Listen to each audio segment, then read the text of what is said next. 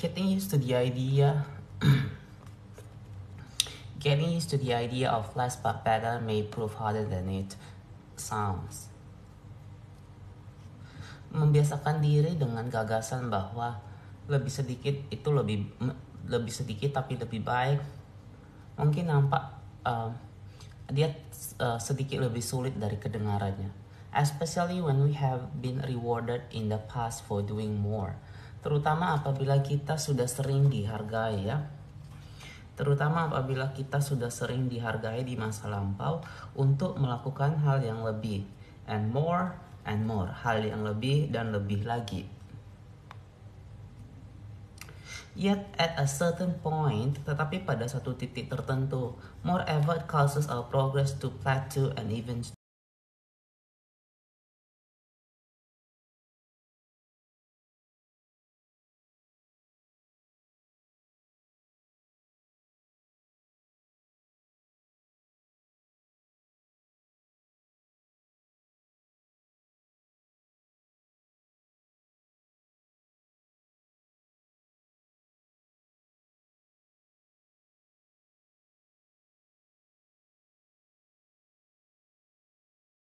di bidang ini dia menghasilkan gambaran yang berbeda-beda.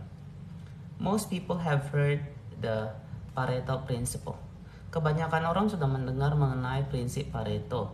The idea introduced far back as the 1790s.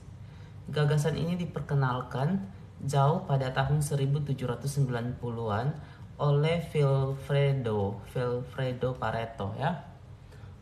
Vilfredo Pareto.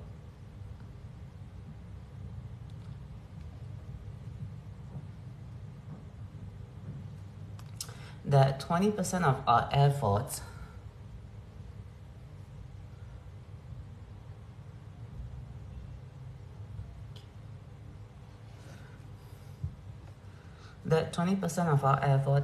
produce 80% of the result. Bahwa 20% dari usaha kita menghasilkan 80% hasil yang kita miliki. Much later, in 1951, kemudian di tahun 1951, in his quality control handbook, pada buku handbook quality control, Joseph Moses Juran, one of the father of the quality movement salah satu pendiri dari gerakan kualitas, expanded on this idea and call it the law of the vital few. Dia mengembangkan gagasan ini dan menyebutnya dengan hukum hal-hal penting yang jumlahnya hanya seberapa. His observation was that you could massively improve. Observasinya adalah bahwa Anda bisa secara besar-besaran meningkatkan the quality of a product, suatu kualitas dari suatu produk, by resolving a tiny fraction of the problems. Dengan menyelesaikan satu friksi kecil dari masalah tersebut. It's so good.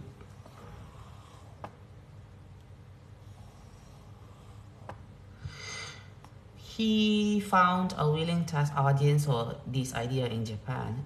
Dia menemukan orang yang mau ikut yang ingin ikut dalam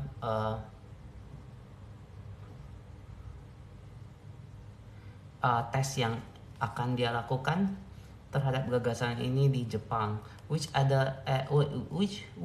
that time, yang pada saat itu had developed a rather poor reputation, yang pada saat itu Jepang terkenal sebagai negara yang miskin for producing low quality goods yang dikenal dengan negara yang memproduksi barang-barang dengan harga yang rendah dan juga dengan kualitas yang buruk. By adopting a process, dengan mengadopsi sebuah proses in which a high percentage of effort, di mana presentasi usaha yang begitu tinggi, and attention was channeled, dan juga perhatian yang begitu tinggi diberikan toward improving just those few things, terhadap peningkatan beberapa hal saja that were very truly vital, yang sangat amat penting. He made the phrase, dia membuat frasa made in Japan, dibuat di Jepang, take on a totally new meaning. ya. Jadi kalimat pernyataan made in Japan ini atau dibuat di Jepang, dia mendapat suatu arti yang berbeda. And gradually, dan secara bertahap, the quality revolution led to Japan rise. Dan perlahan-lahan ya, revolusi dari kualitas tersebut membuat Jepang bangkit menjadi rise as a global economic power, menjadi kekuatan ekonomi dunia ya.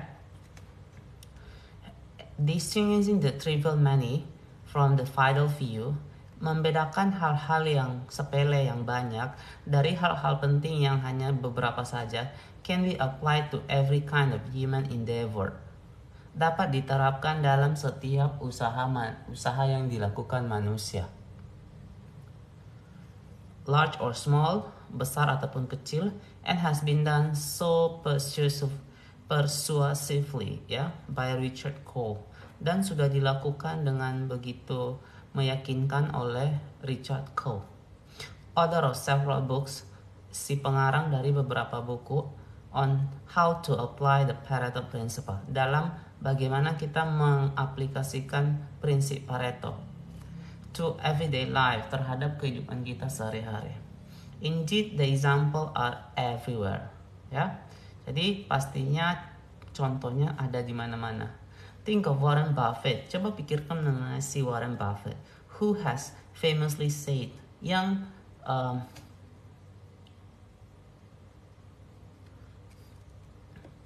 secara ini ya, yang mengatakan hal berikut dengan begitu tenar ya. Investment philosophy borders on liturgy ya. Jadi filosofi investasi kita itu dia berbatasan langsung dengan kelelahannya, kelesuan. What he mean is that, yang dia maksud adalah he and his firm make relatively few investment. Dia dan perusahaannya membuat beberapa investasi and keep them for a long time ya, dan menyimpannya hingga waktu yang lama. In the Tao of Warren Buffett, dalam buku The Tao of Warren Buffett, Mary Buffett and David Clark explain.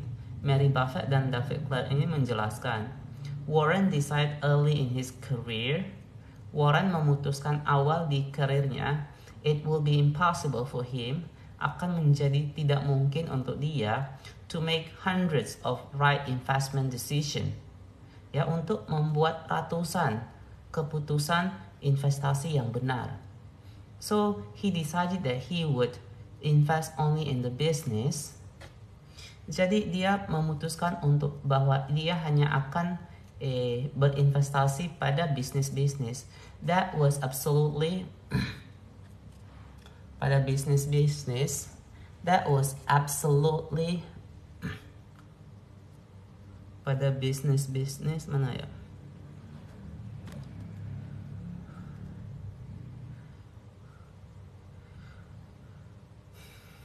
In the business that he was absolutely sure of, yang bisnis yang dia yakin ya, and then bet heavily on them. Kemudian dia bertaruh dengan keras di perusahaan-perusahaan itu ya.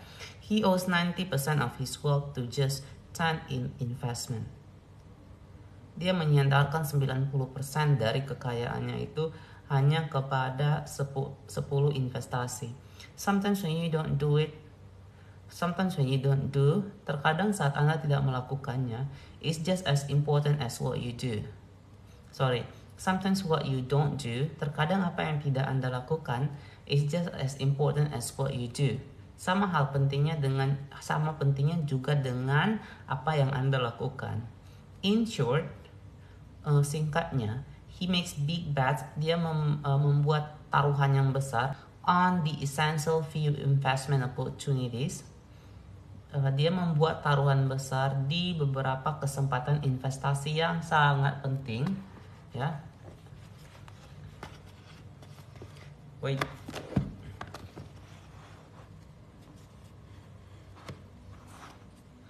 Oke. and say no to the many merely good ones. Dan dia mengatakan tidak kepada investasi-investasi yang biasa, yang bagus, yang biasa-biasa saja ya. Some believe the relationship between efforts. Beberapa percaya hubungan antara usaha and result is even less linear ya. Beberapa orang percaya bahwa hubungan antara usaha dan hasil itu is even less linear, tidak begitu linear ya atau sejajar. Following what scientists call a power law, merujuk kepada apa yang disebut oleh beberapa usaha actually produce exponentially more result than others ya. Beberapa tindakan itu menghasilkan hasil yang jauh lebih besar ya dibandingkan tindakan yang lain. For example, sebagai contohnya, as Nathan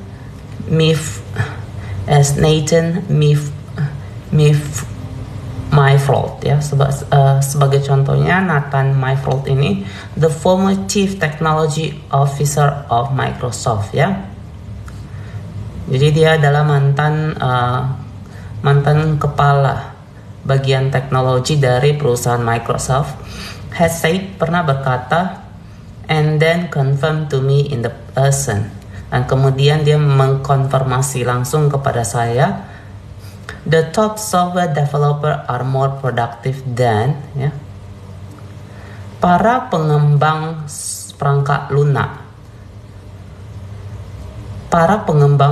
lunak tingkat atas lebih produktif dari average software developer, lebih produktif dari rata-rata pengembang perangkat lunak, not by a factor of 10x, tidak hanya dari faktor 10x atau 100x atau 100 kali, or even 1000 times atau bahkan 1000 kali, but by 10,000 times, tapi dari 10.000 kali ya. It may be an exaggeration, ini mungkin seperti melebih-lebihkan, but it still makes the point that, tapi ini tetap menyatakan intinya bahwa certain effort produce exponentially better result than others ya. Upaya-upaya tertentu itu menghasilkan hasil yang jauh lebih baik besarnya dibanding usaha-usaha yang lain. The overwhelming reality is, ya, jadi kenyataannya adalah we live in a world where ya, kita tinggal di dunia di mana almost everything is worthless. Hampir tidak ada lagi yang tidak berharga, and a very few things are exceptionally valuable. Dan beberapa hal itu benar-benar sangat berharga. As Jordan Maxwell has written, sama seperti yang pernah ditulis oleh Jordan Maxwell, you cannot overestimate the unimportance of. Kamu tidak bisa menganggap remeh the unimportance of practically everything. Kamu tak bisa menganggap remeh ketidakpentingan dari segala sesuatu, ya. Next.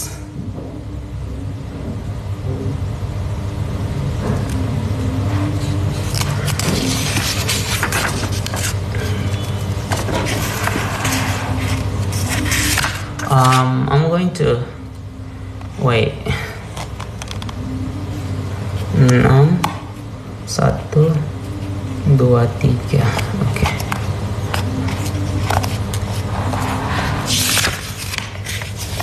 Oke, di sini bisa dilihat a non-essentialist thinks almost everything is essential ya. Orang-orang dengan paham non-essentialist ini berpikir bahwa segala sesuatunya itu penting. Sementara di sini dia katakan bahwa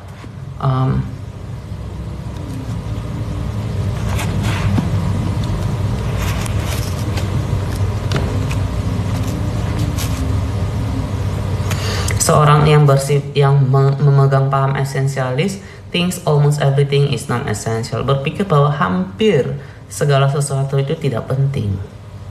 Wow. Almost everything is non-essential. Wah, luar biasa ya. I Yes, no.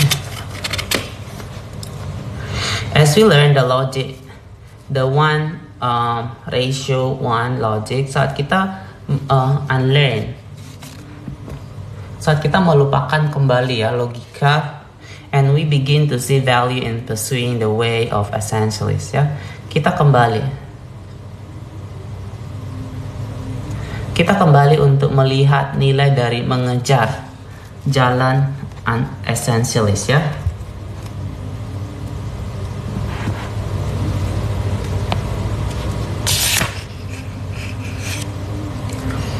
We discover how even the many goods, kita menemukan bahwa bahkan hal-hal banyak yang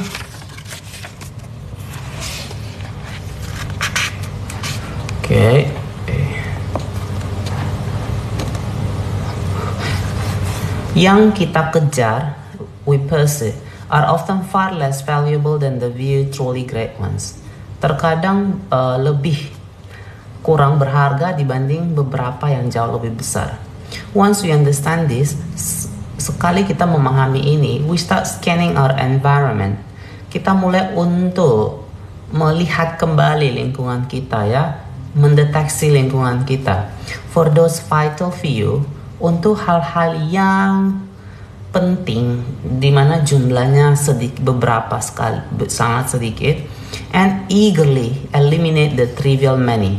Dan secara senang berusaha untuk mengeliminasi hal-hal yang tidak penting yang jumlahnya begitu banyak. Only then can we say no.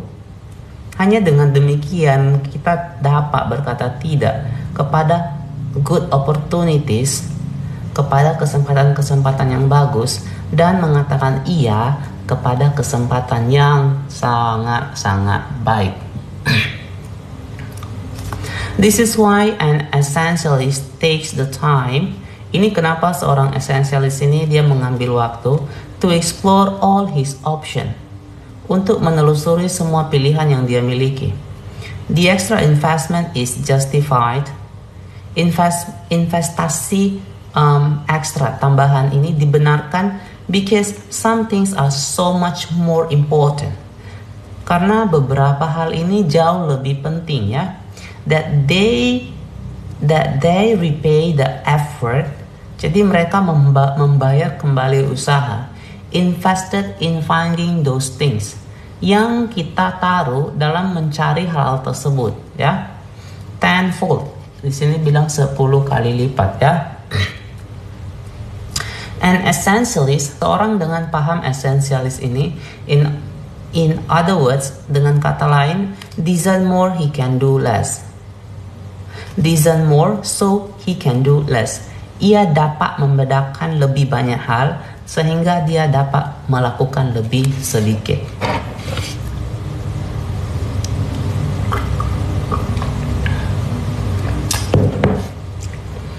Okay. Next.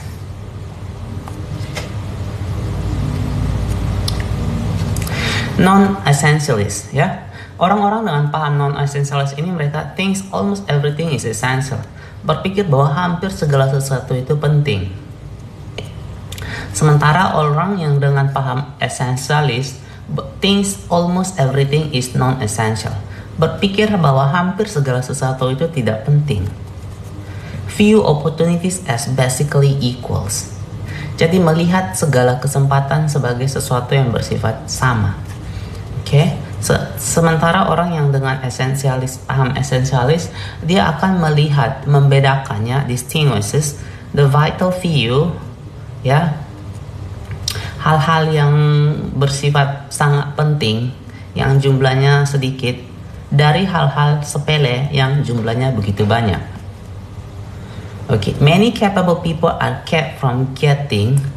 Banyak orang yang pandai, mereka terhalang untuk naik, getting to the next level of contribution, untuk naik ke level kontribusi berikutnya, because they can't let go, karena mereka tidak bisa melepaskan of the belief that everything is important, karena mereka tidak bisa melepaskan percayaan bahwa segala sesuatu itu penting.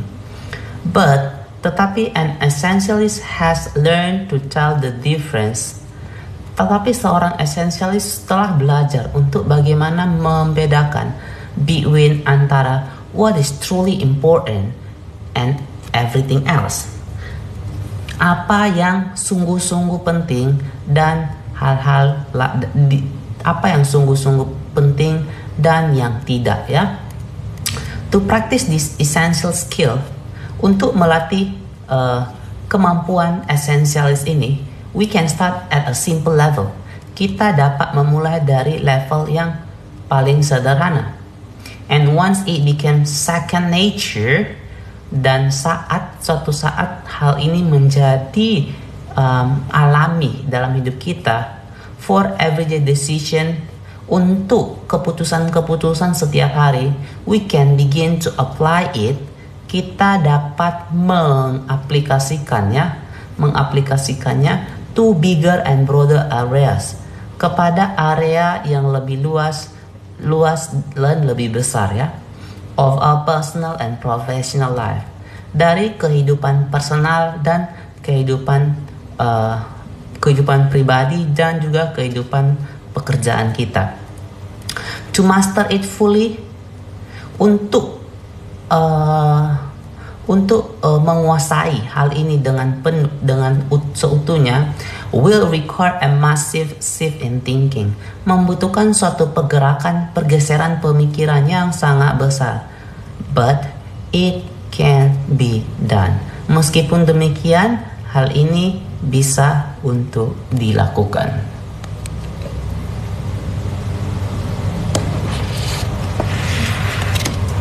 Oke, next kita lihat bab chapter 4, bab 4, ya.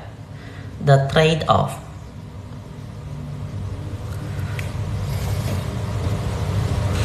The trade-off. Okay. Which problem do I want?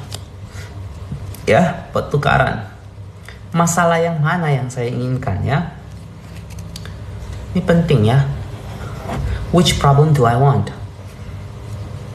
Strategy is about making choices. Trades off. Strategi adalah bagaimana strategi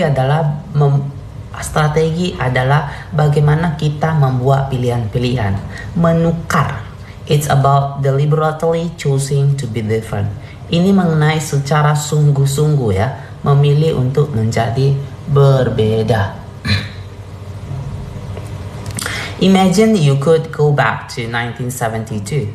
Bayangkan Anda bisa kembali ke tahun 1972 and invest $1 in each company in the S&P 500 dan menginvestasikan $1 di setiap perusahaan yang termasuk dalam 500 perusahaan S dan P. Which company would provide the largest return on your investment by 2002? Perusahaan manakah yang akan menyediakan return, ya, atau pengembalian dana terbesar atas investasi Anda di tahun 2022? Will it be GE? Apakah perusahaan GE? IBM? Intel? According to Money Magazine, berdasarkan informasi dari majalah Money, majalah uang, and the analysis they initiated from Nat David Research, dan juga analisis yang mereka dapatkan dari pusat penelitian Nat Davis, the answer is none of the above. Jawabannya adalah bukan satupun dari yang disebutkan di atas tadi. The correct answer is Southwest Airlines. Jawaban yang benar adalah Southwest Airlines, ya. Perusahaan penerbangan, ya. This is startling because the airline industry is notoriously bad at generating profits, ya. Ini cukup mengagetkan karena industri penerbangan sebenarnya cukup buruk dalam menghasilkan keuntungan. Yet Southwest, led by Herb Kelleher, tetapi perusahaan Southwest yang dipimpin oleh Herb Kelleher has consistently telah secara konsisten terus-menerus, year after year, tahun demi tahun, produce amazing financial result, menghasilkan hasil finansial yang begitu luar biasa. Herb Essentialist approach to business is central to why. Pendekatan esensialis Herb kepada bisnis yang ia jalankan adalah pusat dari mengapa mereka bisa sukses, ya. I once attended an event. Saya pernah menghadiri suatu event where Herb was interviewed about his business strategy. Di mana Herb ini dia diinterview mengenai strategi bisnis yang dia lakukan. It was a great talk in many ways. Interview tersebut merupakan suatu satu sesi pembicaraan yang begitu luar biasa, ya, dalam banyak hal. But when he began to talk about how, tetapi saat dia mulai, ya, to talk about how, untuk berbicara mengenai bagaimana, deliberate he was about, bagaimana begitu tegasnya dia, ya, about the trade-off he had made, mengenai pertukaran yang telah dia buat at Southwest. My ears perked up, ya. Jadi telinga saya ini langsung seperti berdiri, ya. Rather than try to fly to every destination, daripada mencoba untuk terbang ke semua tujuan, they had deliberately chosen, mereka sudah dengan tegas memilih, to over only point-to-point flights, untuk memilih titik lainnya, ya. Oke, kita ngecas dulu, ya.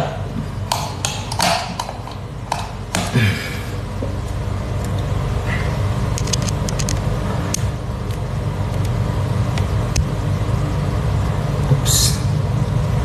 Point to point, okay. Wait, yes. And gimana, ya? Instead of jacking up prices to cover the cost of meals, ya, daripada menekan harga untuk menutupi, ya, biaya makanan, he decided they would serve none. Ia putuskan bahwa mereka tidak akan menyediakan makanan. Instead of assigning seats in advance, daripada mereka memberikan tempat duduk lebih awal, they would let people choose them as they got on the plane. Mereka akan membiarkan orang-orang untuk memilih tempat duduk mereka saat mereka tiba di pesawat. Instead of upselling their passenger on glitzy first class service, daripada mereka menjual produk yang jauh lebih tinggi kepada pada penumpang-penumpang mereka akan layanan first class, they offer only coach. Mereka hanya menawarkan satu tempat duduk, ya, satu kursi, sofa, ya. This trade-off weren't made by default but by design. Pertukaran seperti ini tidak dibuat secara serampangan, ya, tetapi oleh sebuah rencana. Each and every one was made. Setiap orang, ya, dibuat as part of deliberate strategy to keep the cost down. Ya, setiap orang itu, setiap desain, maksudnya setiap rencana itu dibuat setegas mungkin, ya. Dibuat seperti suatu strategi yang begitu keras, tegas, untuk membuat biayanya itu tetap rendah. Did he run the risk of alienating customer? Apakah dia sebenarnya mengambil resiko ditinggalkan oleh customer who wanted the broader range of, yang menginginkan broader lebih luas, ya, jangkauan yang lebih luas. Iya, destination ya, tujuan yang lebih banyak ya untuk pilihan penerbangan mereka. The choice to purchase overpriced milk, pilihan untuk membeli makanan yang harganya terlalu mahal, dan lain-lain. Yes, but Kehler was totally clear about what the company was. Tetapi Kehler sangat jelas terkait terkait identitas dari perusahaannya itu sendiri. A low cost airline, ya. Jadi perusahaan penerbangan dengan budget, dengan biaya rendah. And what they were not, dan juga ia sadar betul akan identitas yang bukan milik perusahaannya. And his trade-off reflect as much. Sama juga untuk setiap pertukaran yang dia pilih, itu semua nampak dalam keputusan yang dia ambil.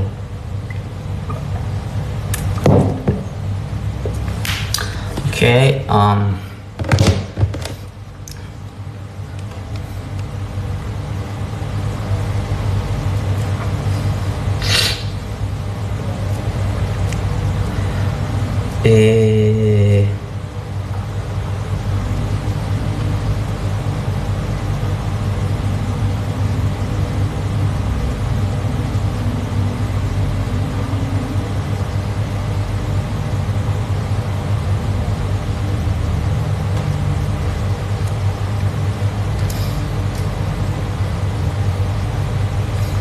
Cari hotel murah.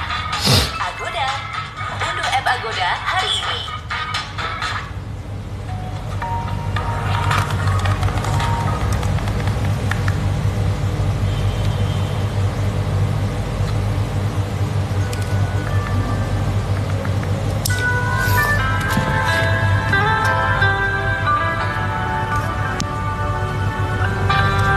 Okay, sorry. Mana ya?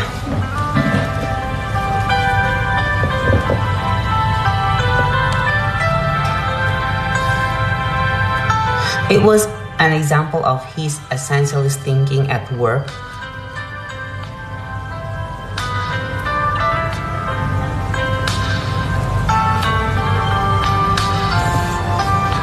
It was an example, hal tersebut merupakan cerminan contoh of his essentialist thinking, dari pemikiran esensialisnya pada dunia pekerjaan, when he said, saat dia berkata, you have to look at every opportunity and say, Anda harus melihat kepada setiap kesempatan dan katakan, well, no, baiklah, tidak, I am sorry, maaf, we're not going to do 1,000 different things.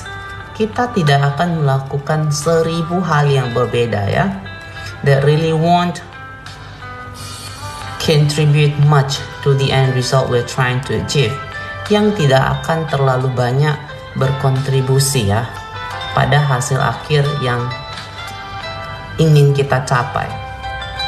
At first, pada awalnya Southwest was lambasted by critics ya. Jadi perusahaan Southwest ini mereka mendapat begitu banyak kritis, ejekan, naysayers, and other non-essentials who couldn't believe that this approach could possibly be successful. Dari orang-orang dengan gagasan non-essential yang percaya bahwa pendekatan seperti ini tidak mungkin berhasil. Who in their right mind would want to fly? Siapa dalam pemikiran mereka yang mau to fly an airline that travel only to certain places? Yang mau terbang dengan pesawat yang terbang hanya kepada tempat-tempat tertentu and didn't serve meal, dan tidak menyediakan makanan. No matter how cheap tickets were, tak peduli seberapa murah harga tiketnya.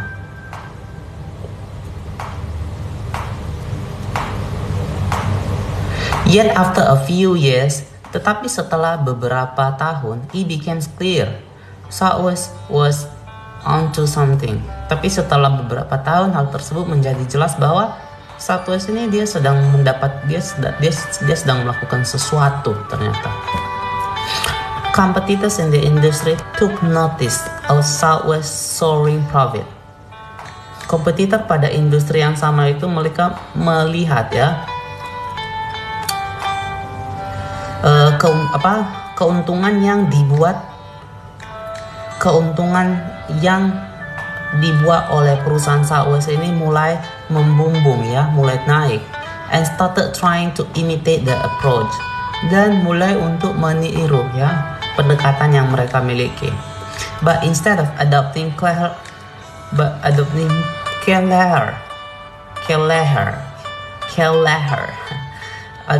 Kelleher's essential approach sort of range, tapi bukannya mereka itu ya mengadopsi ya pendekatan esensialis dari si Kelleher ini. They did what Harvard Business School professor Michael Porter terms straddling their strategy ya. Mereka melakukan sesuatu hal yang disebut oleh profesor dari sekolah bisnis Harvard Michael Porter ini dengan istilah straddling ya. Straddling strategi mereka sendiri. Thank you for the likes Kak Heri Damayanti. In the simplest term,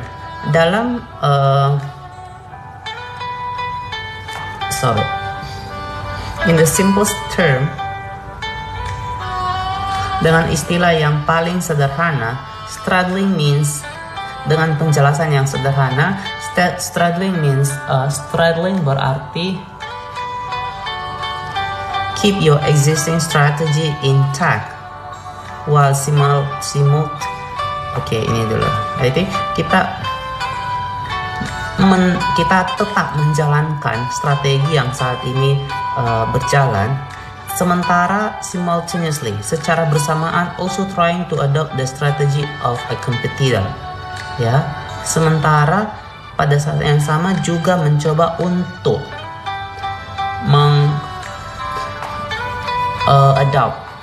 mengambil ya atau mengadopsi strategi dari lawan kita.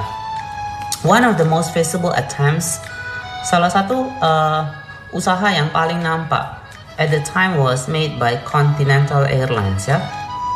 Salah satu usaha yang paling nampak pada saat itu dibuat oleh perusahaan Continental Airlines.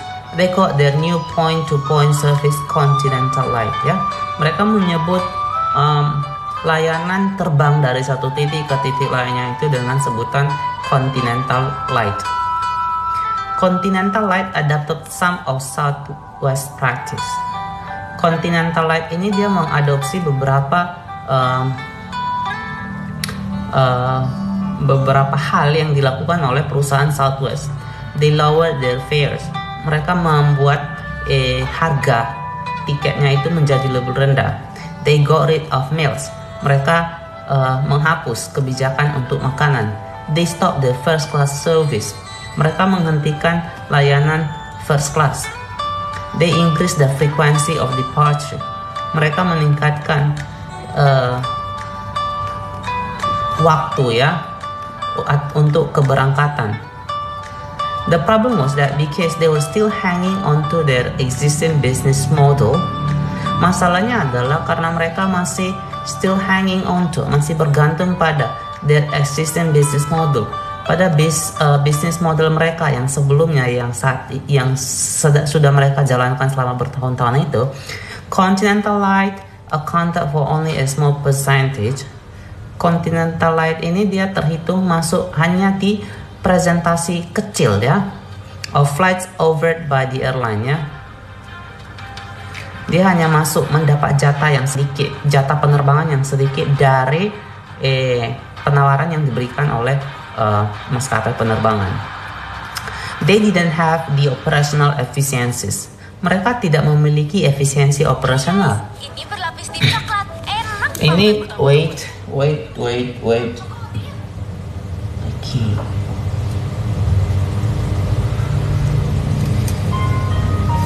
Okay.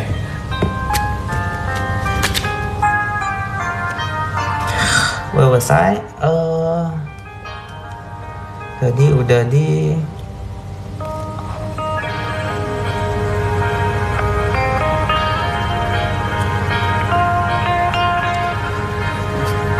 Okay, while Southwest had made conscious, ya, bahwa sementara perusahaan Southwest ini dia sudah membuat suatu conscious deliberate trade-off, ya, pertukaran yang secara sadar dan tegas in key strategic areas pada area-area yang sangat strategis. Continental was forced to sacrifice things, ya, perusahaan Continental ini justru dipaksa untuk mengorbankan beberapa hal around the margin, mengorbankan beberapa hal dari keuntungan yang mereka miliki that weren't part of a coherent strategy, yang tidak menjadi bagian dari strategi yang mereka baru terapin itu. According to Porter, menurut Porter, a strategy position is not sustainable unless suatu posisi strategis tidak akan bertahan lama kalau tidak unless there are trade-off with other position, jika tidak ada pertukaran dengan posisi yang lain. By trying to operate by two incompatible strategies, dengan mencoba untuk mengoperasikan suatu perusahaan dengan dua strategi yang tidak kompatibel, ya, yang tidak sama, they started to undermine their ability to be competitive, ya. Mereka sebenarnya mulai untuk undermine kemampuan mereka untuk menjadi kompetitif. Jadi justru lebih menurun. The struggle strategy was enormously expensive for Continental, ya. Jadi strategi yang diterapkan baru ini rupanya justru kemudian menjadi amat enormously, ya, amat expensive for Continental, amat mahal bagi si perusahaan Continental ini. Okay, next, they lost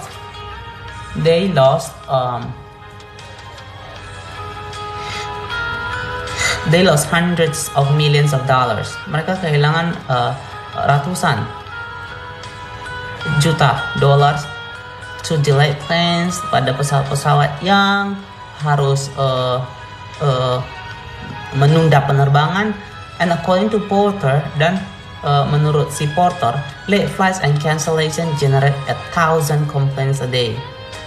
Jadi penerbangan yang terlambat dan juga pembatalan penerbangan itu menghasilkan ribuan komplain setiap harinya. The CEO was eventually fired, ya. Jadi CEO-nya akhirnya dipecat. The moral of the story, pesan dari cerita ini, ignoring the reality of trade-off, jadi mengabaikan realitas utama dari pertukaran ini, is a terrible strategy for organization. Adalah suatu strategi yang sangat buruk bagi perusahaan-perusahaan. It turns out to be terrible strategy for people as well. Dan hal ini juga merupakan satu strategi yang begitu buruk untuk diterapkan kepada manusia juga. Have you ever spent time with someone who is always trying? Apakah Anda pernah have you ever spent time? Apakah Anda pernah menghabiskan waktu with someone who is always trying? Dengan seorang yang selalu mencoba to fit to just one more thing in, yang selalu mencoba untuk bisa cocok dengan segala sesuatu yang ada. In such people know they have 10 minutes to get to meeting. Orang demikian tahu mereka memiliki waktu hanya 10 menit untuk sampai ke suatu pertemuan. That takes 10 minutes to walk to, ya. Untuk jalan ke pertemuan itu membutuhkan waktu 10 menit. But they still sit down to answer a couple of emails before they go. Tapi mereka masih tetap duduk diam dan menjawab beberapa pesan elektronik sebelum mereka berangkat. Or they agree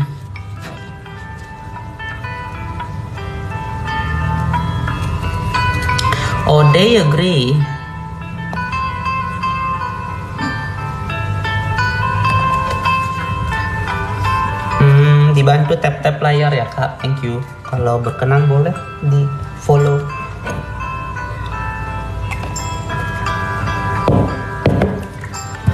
Oops.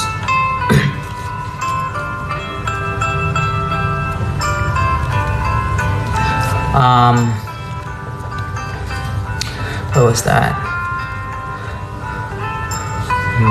Or they agree to put together a report by Friday.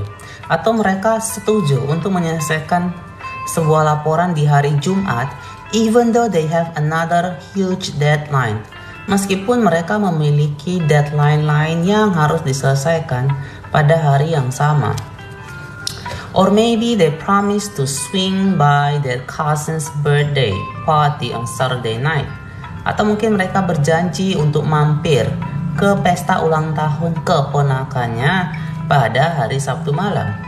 Even though, meskipun they already have tickets to a show, mereka sudah memiliki suatu tiket pada suatu pertunjukan yang start at the exact same time, yang mulai pada waktu yang sama namun pada tempat yang berbeda. Their logika mereka which ignore the show their logic which ignore the show, the reality of trade-off is I can do both. Ya, logika mereka itu which ignores the reality, yang mengabaikan ya kenyataan dari pertukaran yang perlu dilakukan adalah bahwa mereka berpikir saya bisa melakukan kedua-duanya. The rather important problem is that this logic is false. Ya, jadi masalah yang jauh lebih penting itu sebenarnya adalah bahwa logika seperti ini adalah keliru, is false. Inevitably, they are late to the meeting. Tak bisa disangkal lagi bahwa mereka akan terlambat datang ke pertemuan. They miss one or both of the deadlines. Mereka it's not miss deadline means what is miss deadlines? Mereka tidak bisa memenuhi ya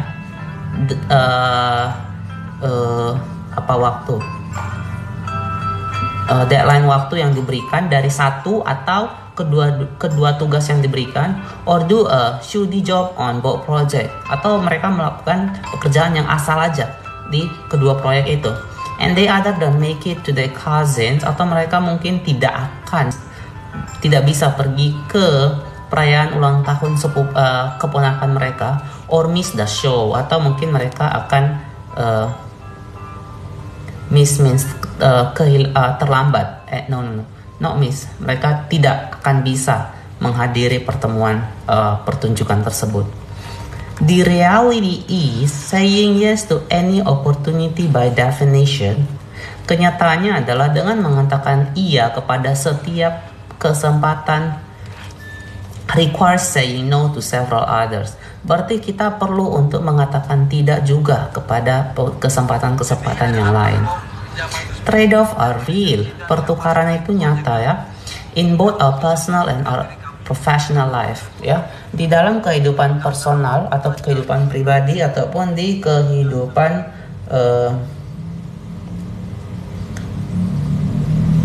kehidupan pribadi maupun di dunia kehidupan pekerjaan kita ya.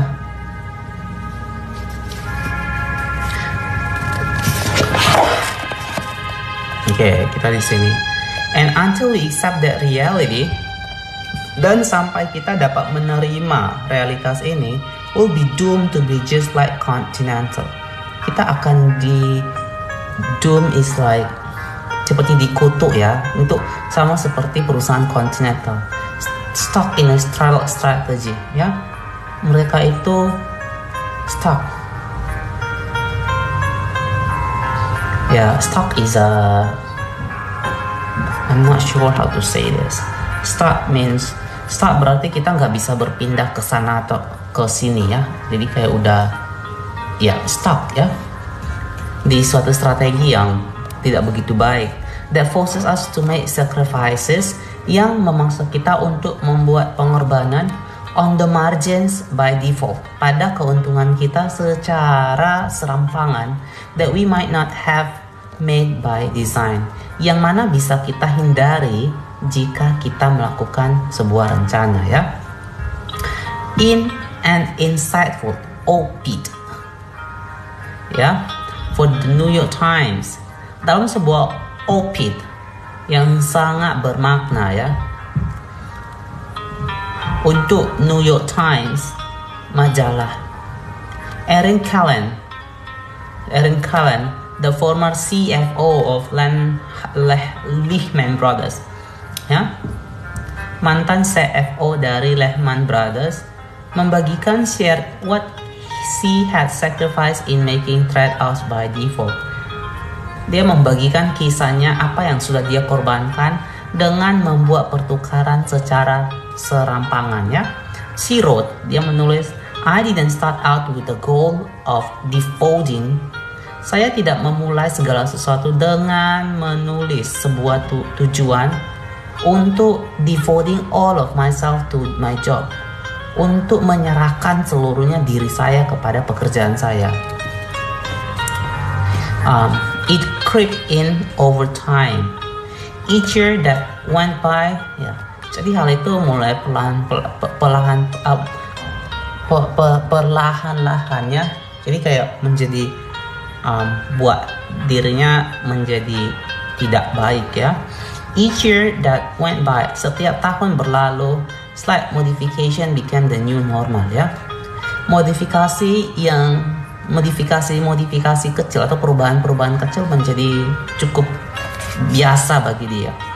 First, I spent a half hour. Pertama saya menghabiskan setengah jam on Sunday, di hari Senin, organizing my emails, untuk mengatur surat elektronik, daftar hal-hal yang perlu dilakukan, dan calendar to make Monday morning easier, dan juga kalender untuk membuat hari Senin pagi saya jauh lebih mudah. Then I was working a few hours on Sunday. Kemudian saya bekerja beberapa jam di hari Senin dan all day, lalu sisa harinya. My boundaries slip away until work has all that left. Batas-batasku sudah tak ada lagi, dan yang tersisa hanyalah pekerjaannya. Work has all that was left. Her story demonstrate a critical truth. Cerita yang dia kisahkan ini mendemonstrasikan, ya, atau menyatakan suatu kebenaran yang kritis. We can either make the hard choice for ourselves. Kita bisa membuat suatu pilihan yang sulit bagi diri kita sendiri, atau membiarkan orang lain or allow others, whatever our colleague, our boss, or our customer, apakah itu teman kerja, bos kita, ataupun customer kita, untuk memutuskan bagi kita, ya. Wait, what is this? Okay, oops, kok ini nggak terang.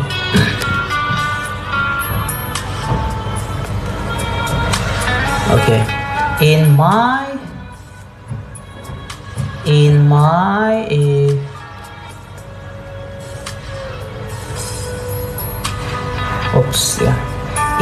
work, I've noticed that dalam pekerjaan saya dalam setiap pekerjaan saya,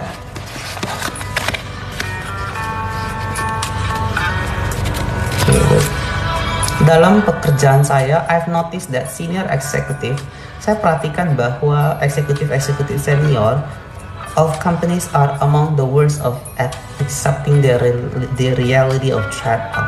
Bahwa eksekutif senior dari perusahaan-perusahaan ini adalah orang-orang yang paling buruk dalam menerima kenyataan dari pertukaran ini, dari trade-off ini. Saya baru-baru ini menghabiskan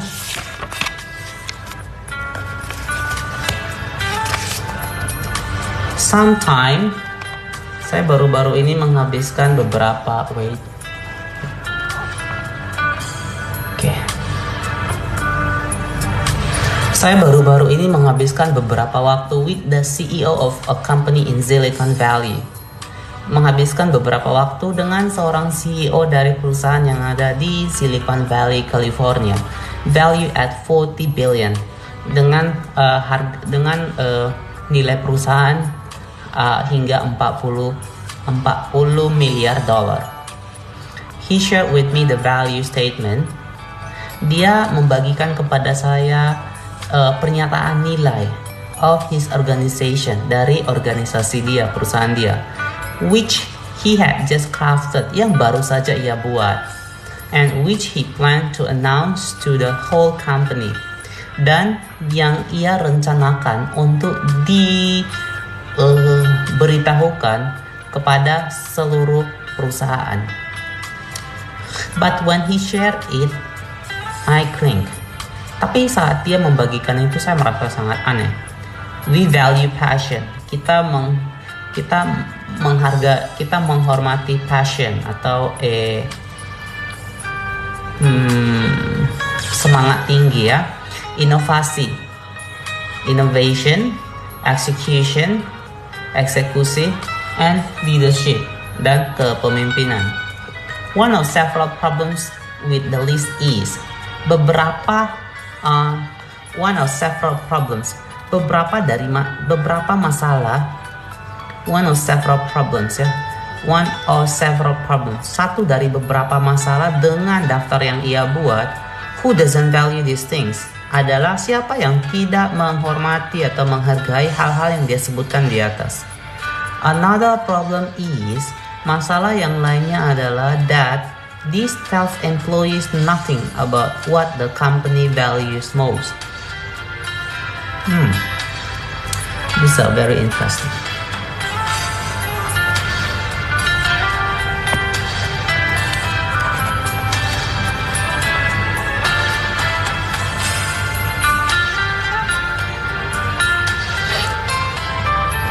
It says nothing about the choice the employee would be making when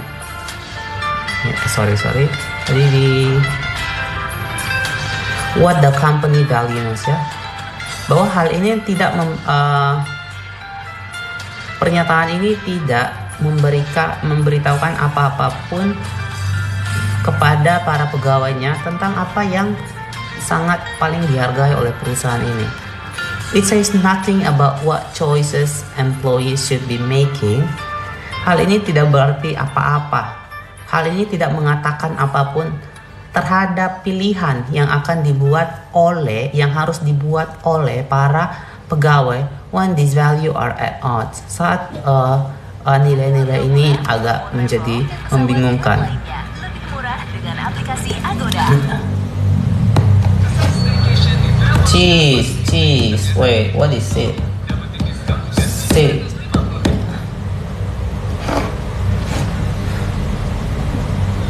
To be.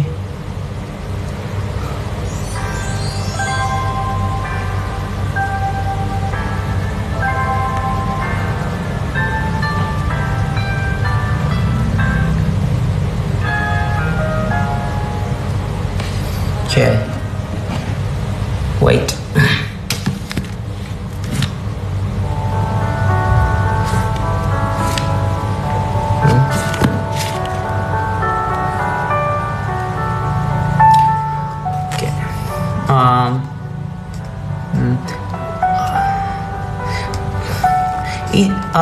Wait. This is similarly true when companies claim that the mission.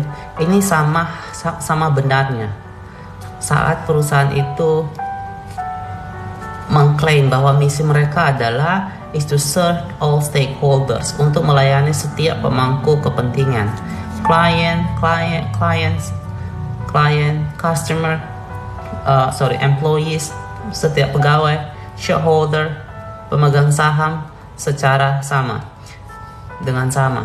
To say they value equally everyone, untuk mengatakan bahwa mereka menghargai setiap orang secara sama. They interact with leave management. With no clear guidance ya. Jadi mereka meninggalkan manajemen mereka itu dengan bimbingan yang tidak jelas on what to do, terhadap apa yang harus dilakukan when faced with trade-off, saat dihadapkan dengan sebuah perubahan between the people they serve, antara orang-orang yang mereka layani.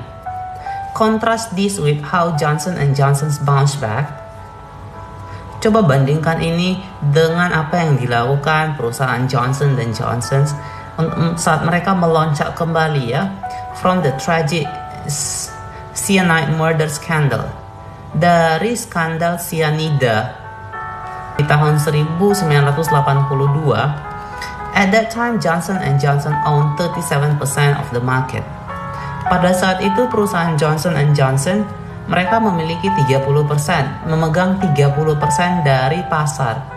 And Tylenol was their most profitable product.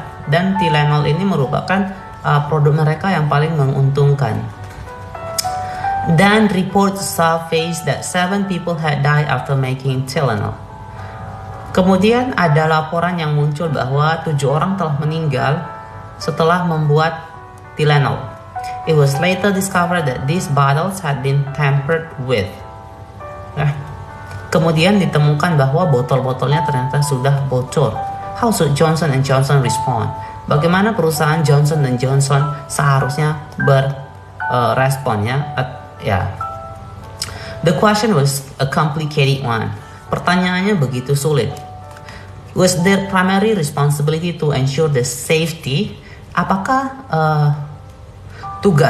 tanggung jawab utamanya adalah memastikan keamanan dari customer mereka, of their customer, by immediately pulling all Tylenol products off drugstore shelf, dengan menarik, langsung menarik setiap produk Tylenol yang ada di rak toko farmasi. Was the first priority to do PR, damage control, atau apakah prioritas mereka untuk melakukan kontrol PR, hubungan humas ya, kontrol humas, to keep the shareholder from dumping their stock, untuk menjaga agar para pemegang saham tidak menjual saham-saham mereka? Or was it their duty to console and compensate the families?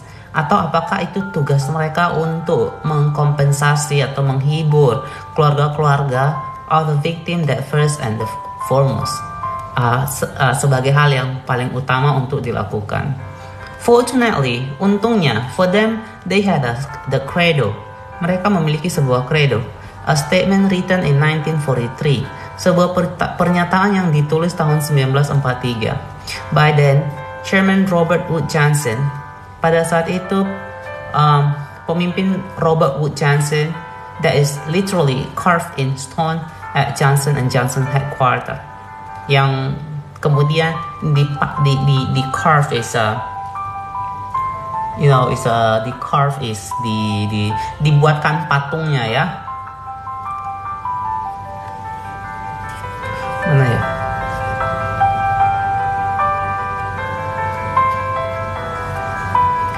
Di Johnson perusahaan di kantor pusat Johnson & Johnson. Unlike most corporate mission statement, tidak seperti pernyataan misi perusahaan-perusahaan lainnya, the credo actually lists of constituents of the company in priority orders ya. Jadi sebenarnya credo itu adalah daftar-daftar dari hal-hal yang perusahaan itu akan lakukan dalam urutan prioritas. Customer are first, shareholder are last. Customer yang paling pertama, pemegang saham paling terakhir.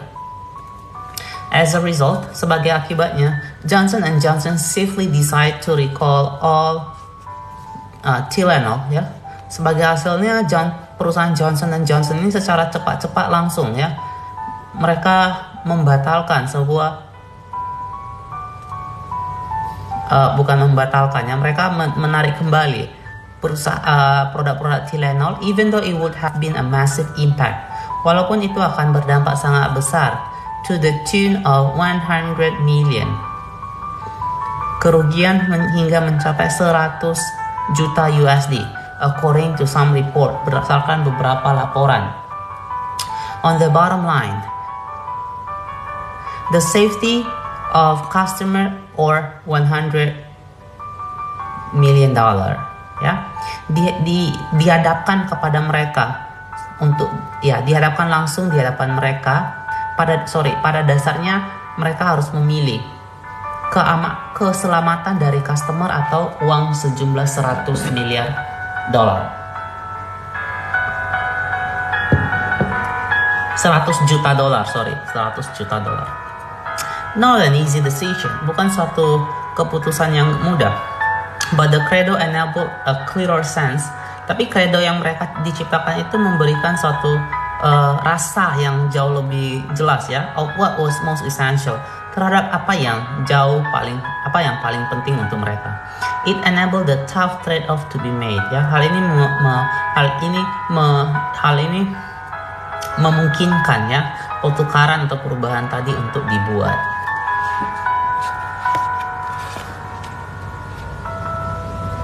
Okay.